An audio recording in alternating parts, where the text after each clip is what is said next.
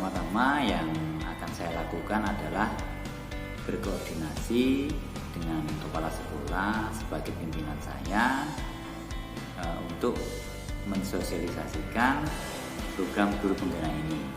Setelah mendapatkan izin atau berkoordinasi dengan kepala sekolah, saya akan mensosialisasikan di tempat kerja saya dulu dengan rekan-rekan guru di sekolah saya bahwa program guru penggerak ini banyak manfaatnya. Namun tidak hanya sekedar teoritis saja, melainkan kita harus bisa menjadi contoh. Karena tanpa contoh, kalau hanya teori saja, tentu saja banyak anggapan yang negatif terhadap kita. Tapi kalau kita sudah bisa menjadi contoh, tentu saja akan terbukti bahwa program guru penggerak ini sangat banyak manfaatnya.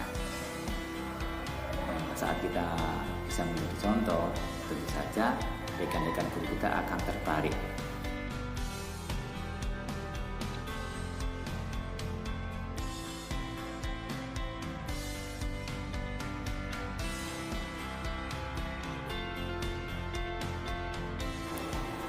Langkah-langkah yang akan saya lakukan dalam pengambilan keputusan diantaranya adalah tentu saja yang pertama adalah mengidentifikasi masalah tersebut. Identifikasinya yaitu adalah nilai-nilai apa saja yang bertentangan, kemudian siapa saja yang terlibat di dalamnya, dan yang tidak kalah pentingnya adalah fakta apa yang ada dalam permasalahan tersebut. Setelah selesai mengidentifikasi, kemudian harus menguji masalah tersebut, yaitu dengan uji legal, uji regulasi, uji intuisi, dan uji halaman depan. Apabila pengujian sudah selesai, maka kita menentukan paradigma permasalahan tersebut. Paradigmanya adalah individu lawan masyarakat, atau rasa keadilan lawan rasa kasihan, bisa juga kebenaran lawan kesetiaan, namun bisa juga jangka pendek lawan jangka panjang. Setelah paradigma kita tentukan atau kita temukan, maka kita melanjutkan dengan prinsip resolusi. Prinsip resolusi tersebut adalah berpikir berbasis hasil akhir, atau nanti berpikir berbasis peraturan, atau berpikir berbasis rasa peduli. Langkah selanjutnya adalah investigasi opsi trilema atau mencari opsi lain.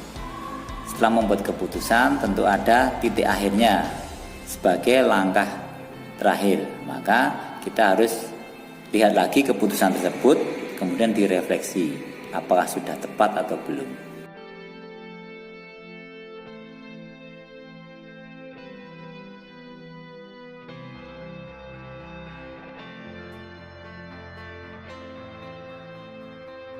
Penerapan keputusan sebagai pemimpin pembelajaran akan saya lakukan atau akan saya terapkan terlebih dahulu dalam diri saya sendiri. Tidak mungkin akan saya terapkan ke orang lain kalau diri saya sendiri belum memahaminya. Kapan? Yaitu pada saat ini juga.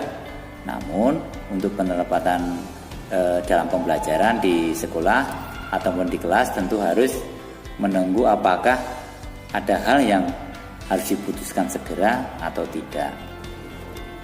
Maka dari itu, seperti langkah-langkah tadi, saya harus mengidentifikasi dulu apakah ada permasalahan dalam pembelajaran atau ada hal lain di luar pembelajaran. Kemudian akan menyusun konsep atau jadwal kegiatan yang tertata dengan baik.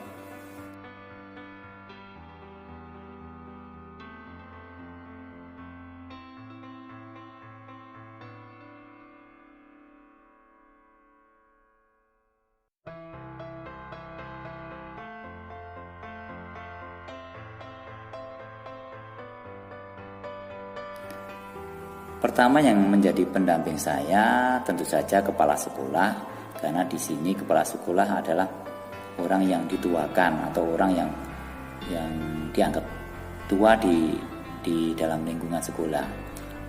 Dan juga kepala sekolah adalah pengambil kebijakan atau pemangku pemutusan kebijakan, dan juga orang yang berpengalaman. Tentu saja kepala sekolah itu adalah orang yang berpengalaman.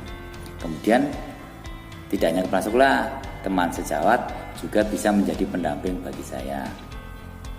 Karena mau tidak mau kita sebagai guru berinteraksi dengan teman-teman yang lain, dengan rekan-rekan yang lain yang bisa mendampingi kita dalam pengambilan keputusan.